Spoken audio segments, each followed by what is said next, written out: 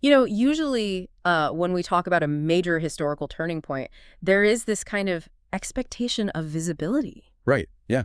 Like something you can actually point to. Exactly, like a battlefield. You look at a map, you see the troop movements, the smoke clearing, and the historian just points at it and says, there it is. That is where the world changed. Yeah, I mean, it's a very comforting way to look at the past, right? Mm-hmm. We really like history to be categorized into these neat, self-contained chapters. Oh, absolutely. With a clear winner, a clear loser, and preferably a specific date we can memorize. But then you step into the world of global economics and, well, geopolitical theory, and suddenly that whole map is just entirely useless. Yeah, it really doesn't apply at all. Right. We are looking at a historical landscape that is honestly incredibly murky. We are dealing with these invisible forces, markets, ideologies, massive systemic shifts. You can't exactly photograph a supply chain collapsing, No, exactly. Or an economic theory mutating. You can't take a picture of that. Which is exactly what makes it the absolute definition of historical muddy waters. And that is exactly the world we are stepping into today. So I want you, the person listening right now, to just picture a scene for a second. Set the stage. Yeah. Imagine sitting in the famous reading room of the British Museum in London. It's the autumn of 1857. Okay. You are surrounded by towering stacks of economic reports, parliamentary blue books, and global trade statistics. And as you sit there, you are watching the world's very first truly global financial meltdown happen in real time. And, I mean, news is arriving at speeds that were literally unimaginable just a decade prior to this. Right, because of the telegraph. Exactly. Telegraphs are bringing these frantic reports, banks collapsing in New York, massive factories shutting down in northern England, markets completely crashing across Europe. It's chaos. And instead of panic, instead of worrying about your savings or your job, you look at this cascading global catastrophe and realize this is exactly the moment you have been waiting for. Yeah, because for the two men we are discussing today, this wasn't a tragedy at all. Not even a little bit. No. It was the moment where the theoretical models they had been building in exile for a decade were suddenly, like, playing out in the real world, live, across multiple continents simultaneously. So today we are putting on our historical hazmat suits and we are cracking open volume 15 of the Marx and Engels collected works. A really heavy one. Oh, yeah. This volume covers the incredibly explosive years of 1856 to 1858. Now, what is so fascinating about reading these texts today is treating them like historical artifacts. Right. And I should say this right up front. We are not here to debate whether Karl Marx and Friedrich Engels were politically right or wrong. No, absolutely not. We are not endorsing any viewpoints here, and we aren't taking sides in any political struggle. Our goal in this deep dive is simply to unpack the raw mechanics of how these two men were diagnosing a world on fire. Yeah, we just want to understand what they were writing and the gritty reality of how they were surviving while writing it. Yeah, exactly. How they viewed the invisible forces shaping the modern world. It is a phenomenal text to explore, honestly, because they aren't just looking at one isolated country anymore. Right. For the first time, they're trying to diagnose the entire globe all at once, from Wall Street to London to the literal battlefields of India. It's a huge scope. But, before we can really understand how they reacted to this global meltdown in 1857, we really need to set up the geopolitical chessboard of the mid-19th century. Yeah, you have to know what the world looked like before you can understand why they thought it was breaking. Right. We need to know what world they were trying to dismantle. And according to the historical context provided in the sources here, it was a highly entrenched, really locked down world. Highly entrenched is the perfect way to describe it. If we rewind just a few years back to 1848 and 1849, Europe was swept by this massive wave of what historians call bourgeois democratic revolutions. Okay, let's pause there for a second, because bourgeois democratic is one of those really heavy academic terms that gets thrown around. It is, yeah. What does that actually mean for, like, a regular person walking the streets in 1848? Who is rebelling against whom? Well, think of it as a sort of alliance of convenience. Okay. On one side, you have the old feudal order, the kings, the emperors, the landed aristocracy who basically inherited all their wealth and power. The old guard. Exactly. Now, on the other side, you have the bourgeoisie, which at this time really meant the rising middle classes, merchants, factory owners, professionals. And they were teaming up with the working poor and the peasants. Oh, interesting. So the factory owners and the factory workers were on the same side? Briefly, yes. because they all had a common enemy in the aristocracy. They were demanding constitutions, the right to vote, national unification in places like Germany and Italy, and just generally the end of aristocratic privilege. Got it. So they wanted modern democracies. Right. Even if those democracies were primarily designed by the middle class to protect private property, it was still a huge step forward from feudalism. So it is essentially the modern industrial world trying to finally violently shake off the remnants of the medieval world. That's a good way to put it, yeah. But spoiler alert, these revolutions didn't actually succeed, did they? They failed spectacularly. Wow, spectacularly. Yeah, by the early 1850s, the old guard had completely regrouped. They used their military might, and they decisively crushed the uprisings everywhere. Why did that alliance break down so fast? Basically, the middle classes became more terrified of the radicalized working poor than they were of the kings. Ah. Once the workers started demanding economic rights in addition to political rights, the middle class backed out and sided with the military to restore order. Which leaves Europe utterly dominated by a cartel of empires. Exactly. The sources break this down into 5 major reactionary powers that essentially just carved up the world. Yep, the big 5. You have bourgeois aristocratic England, which was the undisputed industrial hegemon of the world at this point. The workshop of the world. Right. And then you have France, which had just fallen under the control of Napoleon III. Which is a super interesting case all on its own. Oh, how so? Because Napoleon III actually staged a military coup to destroy the short-lived French Republic that came out of 1848 and established himself as emperor. So he just crowned himself. Yeah. Marx actually referred to this specific style of rule as Bonapartism. Bonapartism, what does that entail? It's basically a system where a dictator uses the military to balance all the competing classes against each other. He plays the workers against the bourgeoisie and the bourgeoisie against the peasants, all while maintaining absolute centralized power for himself. Wow. Okay. So it's very manipulative. Then moving on, you have Tsarist Russia, which the sources describe as the great bastion of feudal absolutists. Most backward and reactionary of them all. Right. And finally, you have the conservative empires of Austria and Prussia. So these 5 powers are essentially the ultimate monopoly. They really are. They are maintaining the status quo and ensuring the revolutionary fervor of 1848 stays completely dead and buried. And during this time, Marx and Engels are relentlessly analyzing the foreign policies of these 5 nations. Almost obsessively, yeah. Mostly working as freelance journalists, right, for the New York Daily Tribune. Yes, exactly. They were scrutinizing every single diplomatic maneuver, every trade treaty, every bit of military posturing. Because they saw it all as connected to suppressing revolution. Exactly. They viewed the diplomacy of these powers as inherently counter-revolutionary. I mean, the stated goal of these empires was to maintain the quote-unquote balance of power in Europe. Right, which sounds very reasonable on the surface. It does. But Marx and Engels saw that phrase as just a polite diplomatic way of saying, let's agree not to fight each other too hard so we can focus our real energy on keeping the masses suppressed. Ah, I love that. Like, let's not waste bullets on each other when we need them for the peasants. Precisely. And so we can divide up the spoils of the global market without any pesky disruptions. It really is like 5 giant monopolistic mega corporations colluding to ensure no new competitors can ever enter the market. That's a great analogy. But here is where their analysis takes a wild turn. In their writings from this period, Marx and Engels didn't just see 5 powers on the board. They constantly wrote about a 6th power. Yes, the 6th and greatest European power, as they called it. And they defined that power as the revolution. Right. Now, I love this framing. If the 5 empires are the megacorporations, this 6th power is the ultimate disruptive tech startup. Exactly. But I have to push back on their logic here, just a bit. Sure, go ahead. If the revolutions of 1848 were totally crushed, I mean, if the startup ran out of funding, the founders were exiled, and the servers were smashed into a million pieces, how could they realistically believe this 6th power had any energy left to disrupt anything? That's a very fair point. Weren't they just indulging in, wishful thinking from a cozy library in London? It is a very natural skepticism to have, especially when you're looking at the sheer military dominance of those 5 empires at the time. Yeah. They seemed invincible. They really did. But to understand why Marx and Engels believed the 6th power was still alive and kicking, we have to grasp their use of dialectical thinking. Okay, dialectical thinking. Another very heavy term. Yes, sorry about the jargon. No, it's fine. But let's unpack it.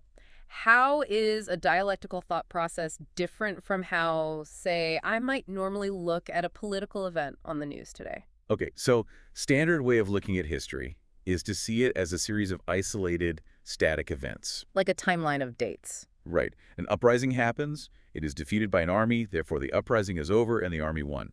End of story. It is static. Okay, makes sense.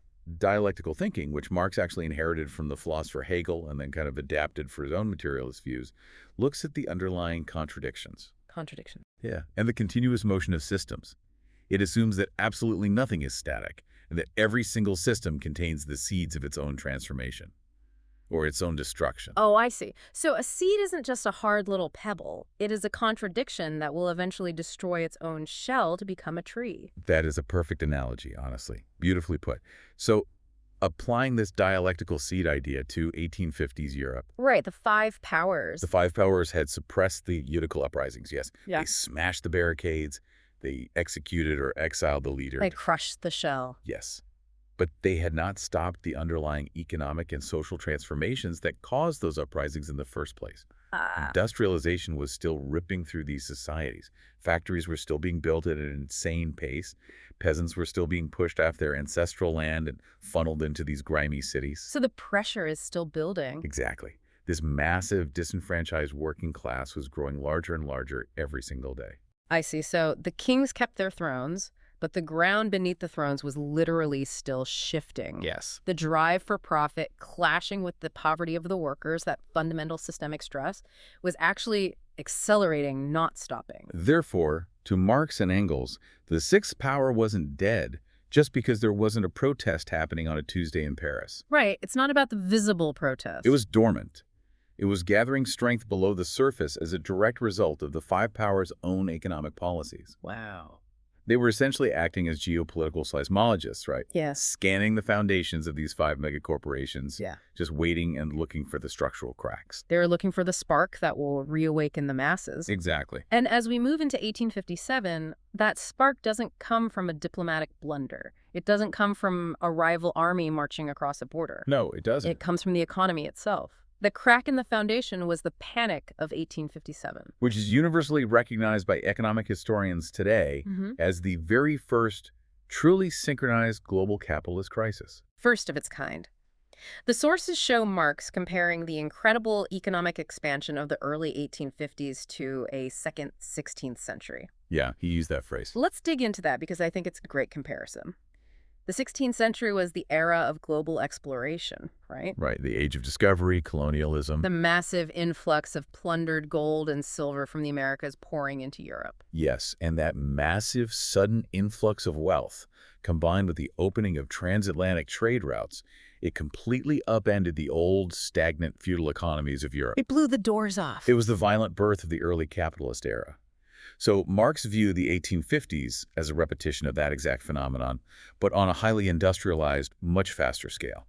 So what were the triggers for this new 1850s boom? Where was all this new wealth coming from? A major factor was the discovery of massive gold reserves in California in 1848. The California Gold Rush. Exactly. And then shortly after that, huge strikes in Australia as well. This pumped an unprecedented amount of liquidity, like hard currency, into the global market. Suddenly, there is capital everywhere, and it is all desperately looking for a place to be invested so it can grow. Right, money burning a hole in their pockets? Yeah. This fueled an explosive expansion of infrastructure. Railways were being thrown down across entire continents. Steamships too, right? Yes, steamships were cutting ocean travel times in half. And arguably, most importantly, the telegraph was allowing communication at literally the speed of light. Which is wild to think about. For the first time in human history, a banker sitting in London could know the exact price of cotton in New York on the exact same day. It was revolutionary. The world was suddenly shrinking and capital was expanding at a dizzying pace. It is a massive, unprecedented boom. Everyone with capital is making money. Industries are expanding wildly, but Marx and Engels are looking at this incredible prosperity, and they are essentially saying, you know, just wait, this is a trap. Because their dialectical analysis of the economy, the very core of their developing theory, told them that this rapid, unchecked growth carried a fatal flaw. The seed of its own destruction again. Exactly. Their economic theory posited that capitalist production is inherently cyclical and prone to crisis. Inherently prone to crisis. Yes, not because of external shocks, mind you, not because of a bad harvest or a random war, but because of how the system itself operates internally. Okay, walk us through the mechanics of that. I think this is crucial. How does an economic boom inherently cause its own destruction, in their view? It comes down to two main things: the anarchy of the market and the absolute drive for profit. The anarchy of the market. Right, because during a boom, credit is cheap and demand seems infinite. Everyone is buying.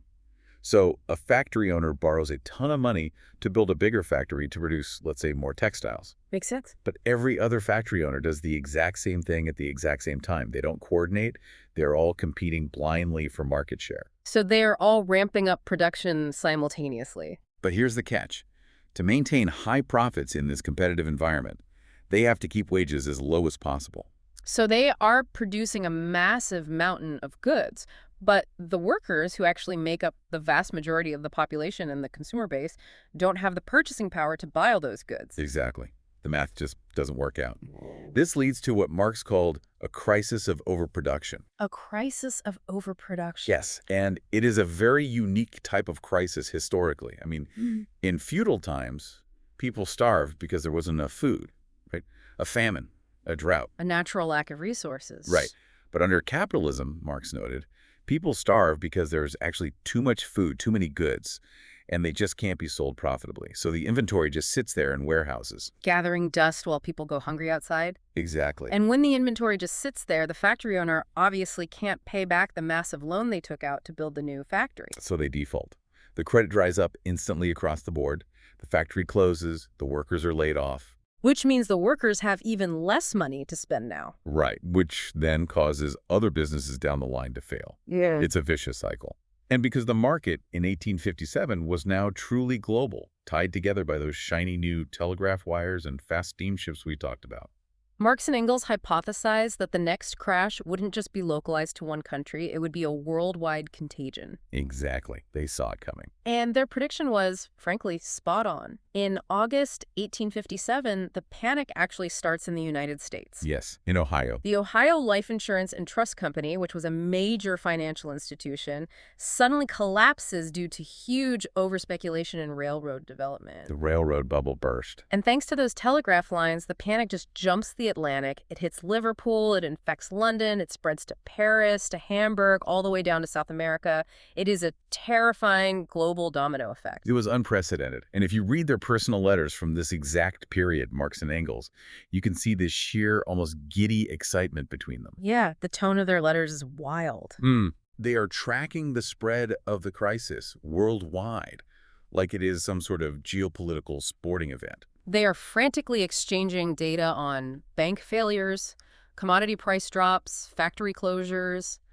Marx is practically vibrating with energy, writing to Engels, proposing they co-write a rapid-fire pamphlet on the crisis while it's unfolding. He wanted to hit the press immediately while the panic was hot. That excitement is something I really, really want to focus on for a second because I think it raises a genuinely tough question for a modern listener. Okay, let's hear it.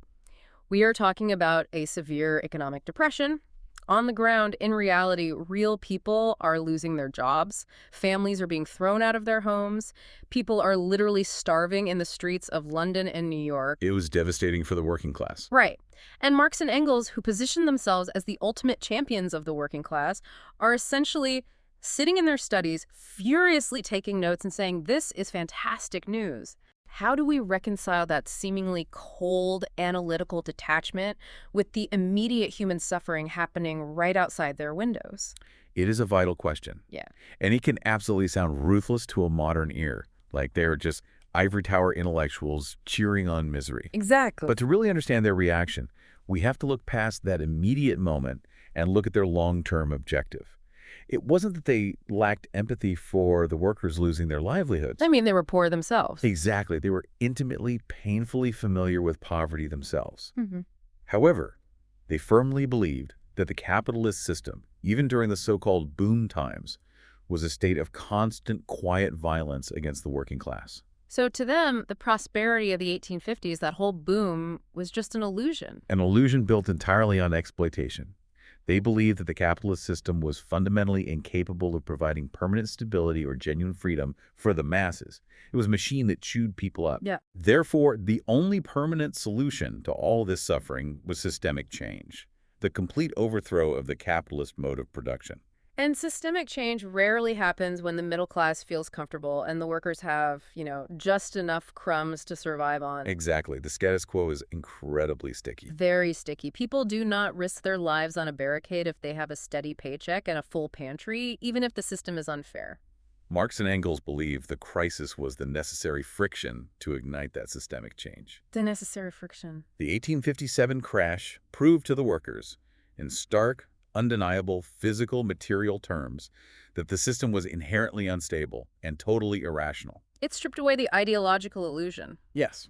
The newspapers, the bourgeois economists, they had spent a decade claiming that capitalism was this harmonious, perfectly balanced system that would just elevate everyone forever. And the crash was empirical proof that the economists were wrong, and Marx was right. Right. They believed this immense economic shock would agitate the masses, radicalize the working class, and herald a new rise of democratic movements. The sixth power would be awakened. Yeah. Not by a persuasive political speech, but by empty stomachs and shuttered factories. The necessary friction to ignite change.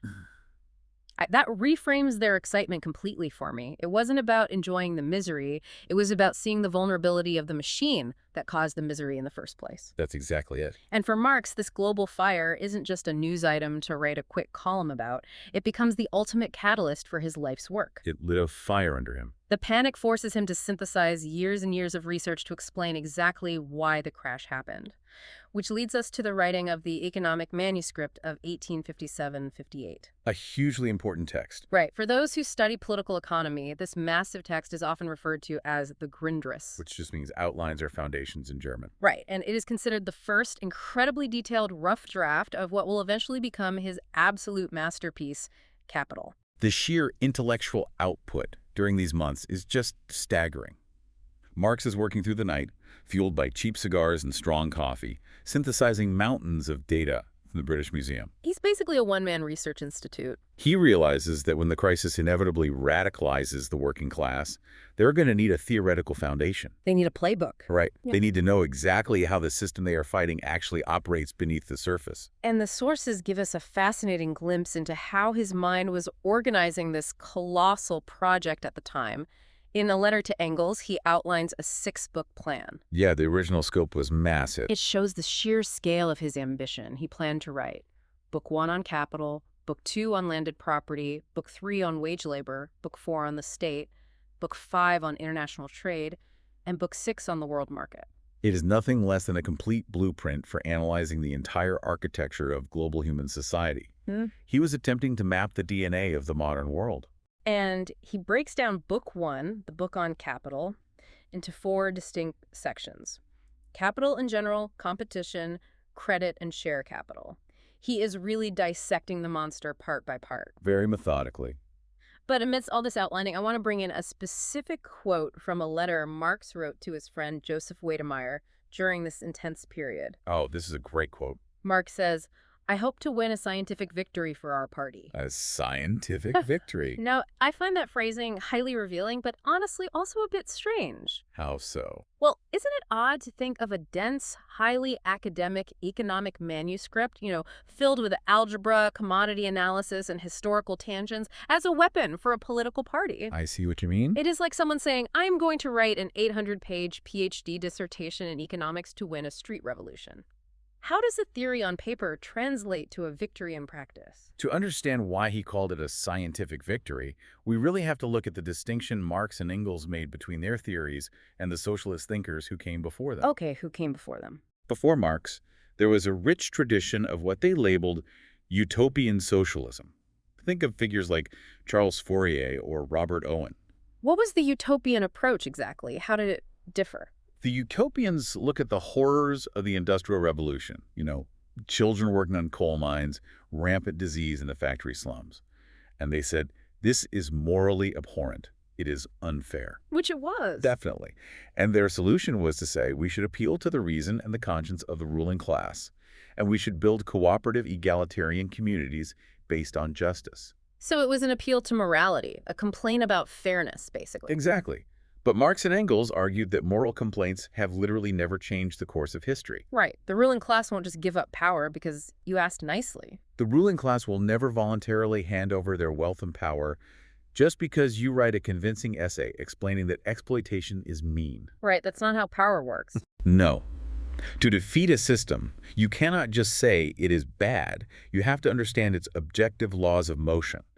You need a structural, scientific critique of its mechanics. Okay, so if the utopians were appealing to the heart, Marx is appealing to the math. Exactly. Where does the science actually come in during this 1857-1858 draft? This is where we hit the absolute core of the manuscript, the theory of surplus value. Surplus value. Yes. Engels later called this Marx's second great discovery, right after the materialist conception of history. Surplus value is the absolute bedrock of Marx's entire economic critique. Let's break that down entirely for the listener. I really want to understand the exact mechanism here. What is surplus value and how did Marx prove it? Well, the mainstream bourgeois economists of the time, people like Adam Smith and David Ricardo, who Marx studied intensely, by the way. Right, he respected them but disagreed with them. Yes, they generally argued that capitalism was fundamentally a system of equal exchange. Equal exchange. Right. A worker freely sells their labor on the market. A capitalist pays them a fair market wage for that labor. The capitalist sells the product, and everyone goes home happy. An equal exchange of values. Right. But Marx looked at that equation and asked a very simple but devastating question. What was the question? If all exchanges in the market are equal, right, if I give you $10 worth of labor, and you give me $10 in wages, and then you sell the product for its exact value of $10, where does profit come from? How does capital actually grow? Because if I trade you $1 for $1, neither of us gets rich. The system just stagnates. Right. The math doesn't add up if everything is totally equal. The traditional answer would be that the capitalist gets profit by, buying low and selling high, effectively tricking the consumer. Right. Profit through deception or trade imbalances. But Marx pointed out that you can't run an entire global economy on everyone just tricking everyone else forever. Eventually, someone runs out of money to be tricked out of. Exactly. Eventually, the math has to balance globally. New value has to be created somewhere in the actual process. And Marx discovered the source of that new value by making a crucial distinction between labor and labor power. Labor versus labor power. What is the difference? It's subtle, but massively important. The capitalist doesn't actually buy the worker's completed labor. They buy the worker's labor power. Which is what? Their physical and mental capacity to work for a set period of time. Let's say you sell me your capacity to work for a 12-hour shift in a shoe factory. Okay, I am hired for 12 hours. I am selling you my time and energy. Now, what determines the wage the capitalist pays you for that labor power? Like any other commodity in the market, it is determined by the cost of reproducing it. Meaning my cost of living. Exactly. Your wage is basically the cost of the food, the shelter, and the clothing you need to stay alive and come back to work the next day. Just enough to keep the machine running, basically. Right. Now, here is the magic trick of capitalism. When you go into that factory and start making shoes, you might actually produce enough value in shoes to cover your entire daily wage in just, say, 6 hours. Oh, I see. So by noon, I have created enough value to pay for my own survival for the day. Exactly. You've earned your keep. But you didn't sign a contract to work until you paid for your upkeep. You sold your labor power for 12 hours. Right. So for the remaining 6 hours of the day, you were still working, you're still producing shoes, you're still creating value, but you are not getting paid for those extra 6 hours. The value created in that second half of the day is the surplus value. Wow. And under the legal property rights of capitalism, the factory owner gets to keep 100% of that surplus value. That is fascinating. So profit isn't made in the market by selling high. Profit is structurally extracted from the worker's unpaid time on the factory floor. Precisely. The capitalist system functions by constantly squeezing out that surplus value. By mathematically proving this, Marx shifted socialism completely away from a utopian plea for fairness. He proved, scientifically, exactly how exploitation is baked into the very DNA of the wage labor system. It wasn't about bad bosses being exceptionally greedy. It was about the inescapable mathematics of how capital expands. That makes absolute sense of the Wedemeyer quote.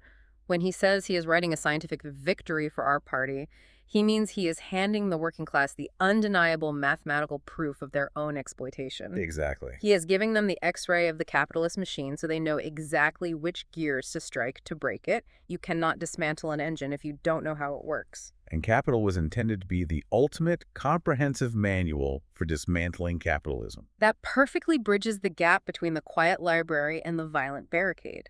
Now, while Marx is in London X-raying the economic system, the physical empires of the five powers we discussed earlier are facing literal fires. Oh, yes. Because the crisis of 1857 wasn't just financial, it was imperial. The synchronized global crisis wasn't just manifesting as numbers dropping on stock tickers in New York and London. It was manifesting in violent, armed resistance against colonial rule across the globe. The source material shows that Volume 15 is heavily focused on colonial wars, most notably the massive armed struggle of the peoples of India to liberate themselves from British rule. Which is historically referred to as the 1857 Sepoy Mutiny, or the First War of Indian Independence. Right. And Marx and Engels wrote major prominent articles about this conflict for the American press, with titles like The Revolt in the Indian Army, The Fall of Lucknow, and The Relief of Lucknow. And it is really crucial to highlight that Engels really took the lead on this front. Okay, Engels steps up. While Marx was deep in the abstract economic theory of the Grundrisse, Engels took on the military historical subjects. He was analyzing troop movements, logistics, siege tactics, and the broader military strategy of these anti-colonial conflicts. Okay, I have to throw a massive flag on the play here. Go for it. Engels is sitting in Manchester, England. He is a middle-class guy managing his father's textile factory, right? Yes, he is. And yet he is writing these incredibly detailed military analyses of battles happening thousands and thousands of miles away in places like Delhi and Lucknow. Yep. There are no satellites. The telegraph is in its infancy and heavily controlled by the British military command. How could Engels' military analysis be anything more than just educated guesswork? Isn't he just playing armchair general for the newspapers? It is a very fair suspicion, but calling him an armchair general drastically underestimates Engels' deep, lifelong, obsessive study of military science. Really? I didn't picture him as a military guy. Oh, he absolutely was. He didn't just casually read the newspaper reports over morning coffee. He actually served in the Prussian artillery in his youth. Oh, I had no idea. Yeah, and he devoured military history. He studied the campaigns of Napoleon and Wellington. He analyzed ballistics, engineering, and the organization of armies across Europe. He was so respected in this specific field that his friends actually nicknamed him the General. The General of Manchester. That's fantastic. Exactly. And his analytical method was incredibly rigorous. He would take the delayed, heavily censored, and often highly propagandistic British military dispatches that were printed in London. Because they obviously want to make themselves look good. Of course. And he would cross-reference those biased reports with his encyclopedic knowledge of India's terrain, the climate, and the unforgiving logistical realities of moving armies. What does that look like in practice, though? How do you reverse engineer a real battle from a censored newspaper clipping? He would literally look at the math of warfare. If a British general claimed in a dispatch that he marched a certain number of troops X miles in a single day through the intense Indian summer heat and then successfully stormed a fortified city, Engels would check his math. Engels would do the math on the supply lines. He knew the calorie requirements of soldiers. He knew the weight of artillery shells, the speed of draft animals. So he would look at the British commander's claims and say, that is logistically impossible. They don't have the supply train to move that fast. They must be bogged down and lying to the press to keep morale up. Precisely. He could spot the cover-ups from thousands of miles away. In fact, a few years earlier during the Crimean War, Engels had written an anonymous article predicting the absolute impossibility of a Russian army marching on Constantinople due to terrain and supply constraints. And was he right? He was completely right. His analysis was so astute and professional that rumors actually circulated in the American press that the articles were secretly being penned by the U.S. General Winfield Scott. That is incredible. Okay, so he had real proven credibility as a military analyst. Definitely. But it begs the question, why dedicate so much time and energy to analyzing a rebellion in India? Marx and Engels are laser-focused on the European working class overthrowing the European bourgeoisie. Why do these distant colonial skirmishes matter so much to their overarching theory? Because they were not distant skirmishes to them. Not at all. No. We have to look at the global supply chain of empire. Okay, bringing it back to the global market. Remember the five powers. Yeah. England was the absolute center of global capitalism, the industrial workshop of the world.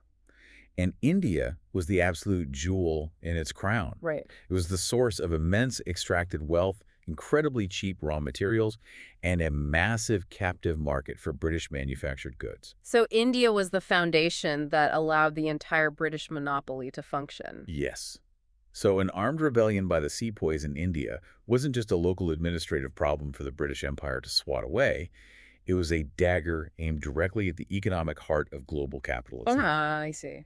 Marx and Engels saw that a prolonged war in India would drain the British exchequer. It would force them to divert troops and ships away from Europe, drain their gold reserves to pay for the war effort, and drastically exacerbate the massive economic crisis that was already ripping through London and Manchester. It's all connected. A bank failure in New York, a factory closing in Manchester, an armed rebellion in Lucknow. They are all just symptoms of the same overextended, highly vulnerable system. Exactly. The Sixth Power wasn't just European factory workers reading pamphlets. It was also colonized peoples taking up arms and striking at the physical supply lines of empire. They saw the anti-colonial struggles as the second front of the global revolution. By bleeding the colonial powers abroad, the uprisings weakened the empire's ability to suppress the working class at home. Which brings us to another massive shift in their worldview during these exact same years.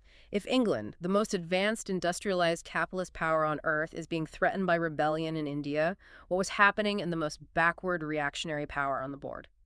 We need to turn our attention to Tsarist Russia. Yes, Tsarist Russia. This is one of the most significant and fascinating evolutions in Marxist thinking during this entire period. It really is a complete 180. We established earlier that during the 1848 revolutions, Tsarist Russia was the ultimate villain in their geopolitical worldview. It was the great reactionary anchor, the giant, immovable feudal army that the other empires could always rely on to crush any democratic revolution in Europe. Right, the policeman of Europe. But the sources show that by 1858, Marx's analysis of Russia had flipped completely. In 1848, Russia was indeed the immovable object. But by the late 1850s, Marx began a really deep historical study of Russia's trajectory. What was he looking at? He wrote a piece called Revelations of the Diplomatic History of the 18th Century, tracing exactly how Russian autocracy and its aggressive foreign policy had developed over time. And what he found was a system that was actually rotting from the inside out. What changed? Why did the immovable object suddenly look fragile to him? Marx looked past the intimidating diplomatic posturing of the Tsar, the big armies, and focused on the internal economic foundation of Russia, which was the archaic system of serfdom.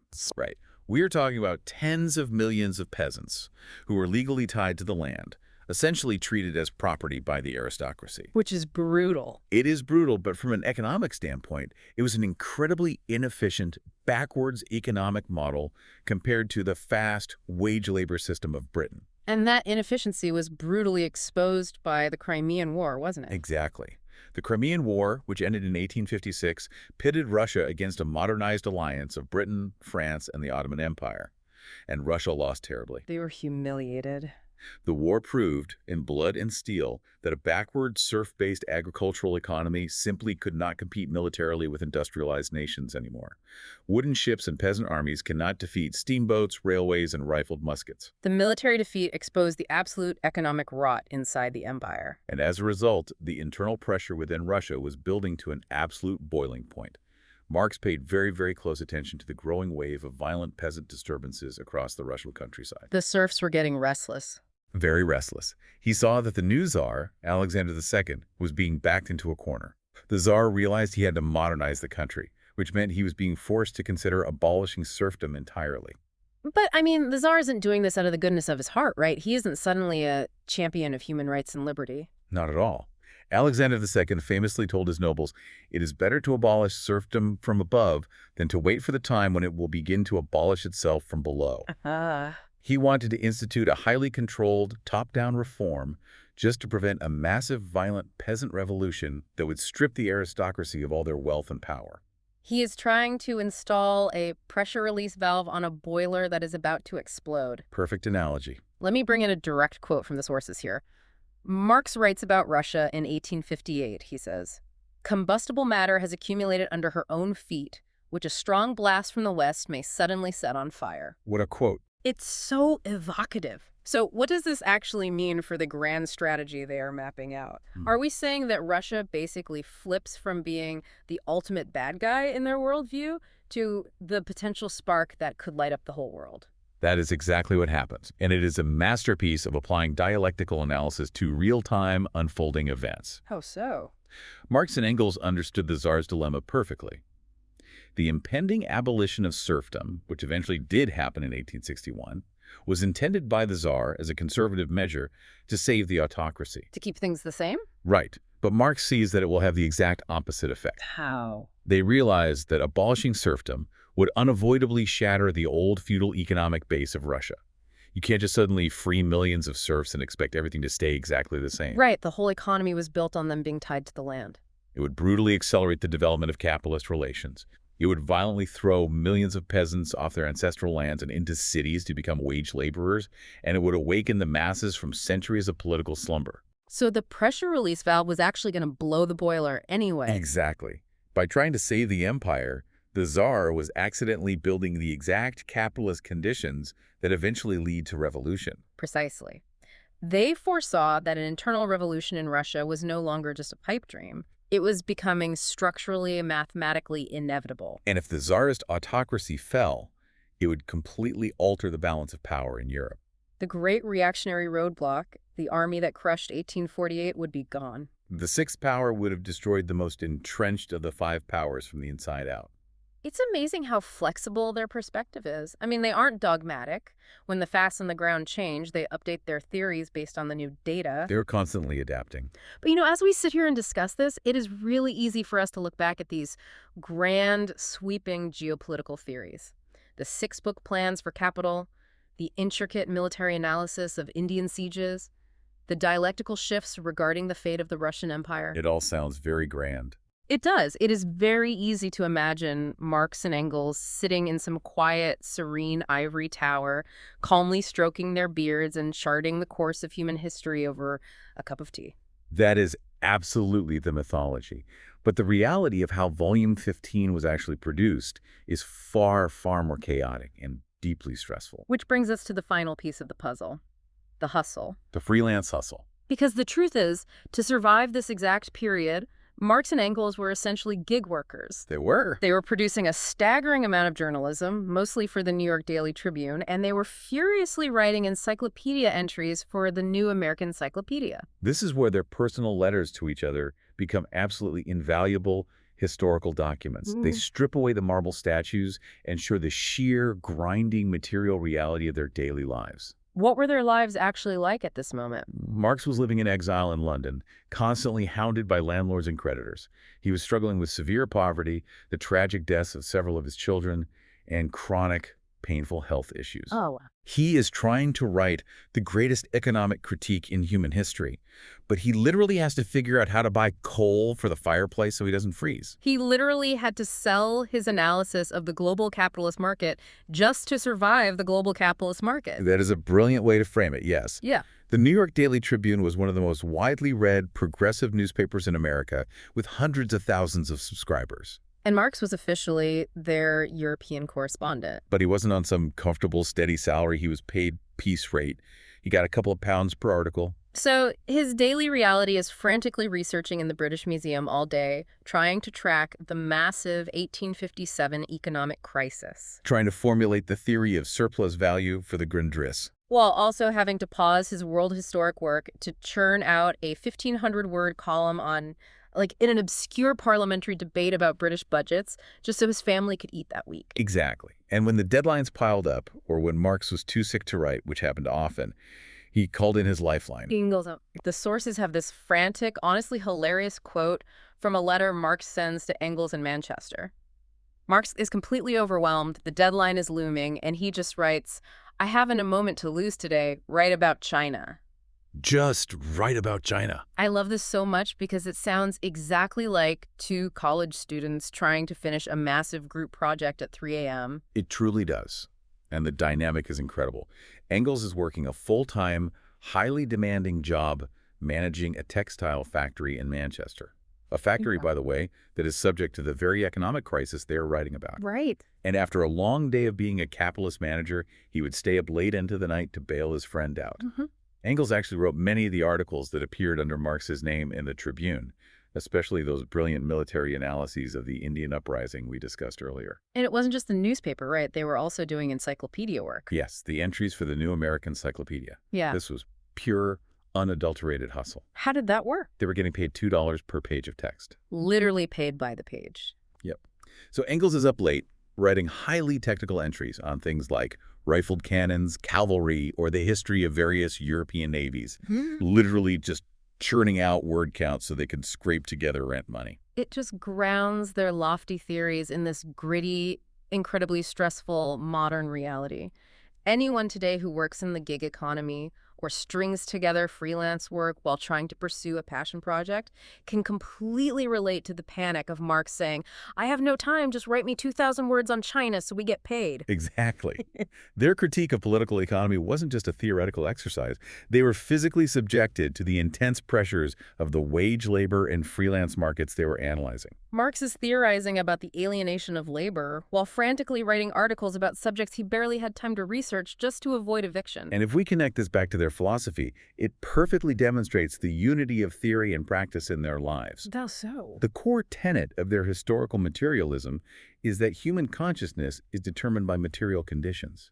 Your environment dictates how you view the world. And their material conditions in 1857, the poverty, the looming deadlines, the desperate hustle to survive, were intimately, inextricably connected to the explosive, crisis-ridden world they were trying to map. It adds a layer of immense human endurance and reality to the dense text of Volume 15. It really does. It makes the text breathe. It's not just a textbook, it's a survival diary. It's a great way to look at it. Okay, we have covered an enormous amount of ground today. Let's trace the arc of this journey through Volume 15 of the MECW, covering the explosive years of 1856 to 1858. It's been a ride. We started by setting the board, looking at the cartel of the 5 entrenched reactionary powers of Europe that had crushed the 1848 revolution. Like the mega corporations. Exactly. And we explored how Marx and Engels utilized dialectical thinking to identify the dormant sixth power of revolution, recognizing that capitalism inherently creates the conditions for its own disruption. The seed of its own destruction. We then watched as the synchronized global panic of 1857 cracked the foundation of that system.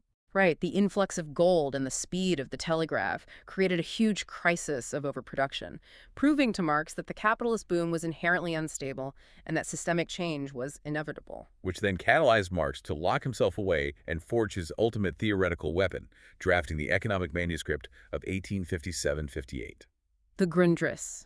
We walked through the exact mathematics of his scientific victory, breaking down how surplus value proves that profit is structurally extracted from the unpaid time of the worker. Then we tracked the anti-colonial uprisings in India, with Engels acting as the general, reverse engineering military battles from Manchester to show how colonial wars drained the capital's center and opened a second front for the global revolution. And we witnessed their remarkable ability to update their theories, recognizing that Tsarist Russia, the great reactionary beast, was actually accumulating the combustible matter for a massive internal explosion by attempting to abolish serfdom. And finally, we saw that all of this world historic analysis, this blueprint for modern revolution, was produced in the margins of a desperate freelance hustle, writing encyclopedia entries on cannons just to keep the lights on. It is a phenomenal, dense slice of history, and as we wrap up this deep dive, I want to leave you, the listener, with a final thought to mull over on your own. Something to take away. Yeah. We spent a lot of time talking about how 1857 was the very first time the global capitalist system synced up to crash all at once. The telegraph and the steamship had created a truly world market of panic. The world shrank. So think about the world you live in right now. Think about the modern gig economy, the stress of the hustle. Think about the fact that when a bank collapses in one country today, an algorithm triggers a massive stock sell-off in another country in milliseconds, and a supply chain freezes across 3 different continents before you even wake up. It's the 1857 panic on steroids. Exactly. If the telegraph-driven panic of 1857 was the prototype, how does that change our understanding of today's hyper-connected economic crises? That's a great question. Are our modern financial meltdowns, with all their complex digital architecture and algorithmic flash crashes, really just the accelerating echoes of that second 16th century Marx was watching unfold in the reading room of the British Museum? It really makes you wonder. It makes you look at the daily financial news and perhaps your own daily hustle just a little bit differently, doesn't it? Thank you for joining us on this deep dive into the historical muddy waters of Volume 15. Keep questioning the map, keep looking for the invisible forces shaping our world, and keep analyzing the information around you.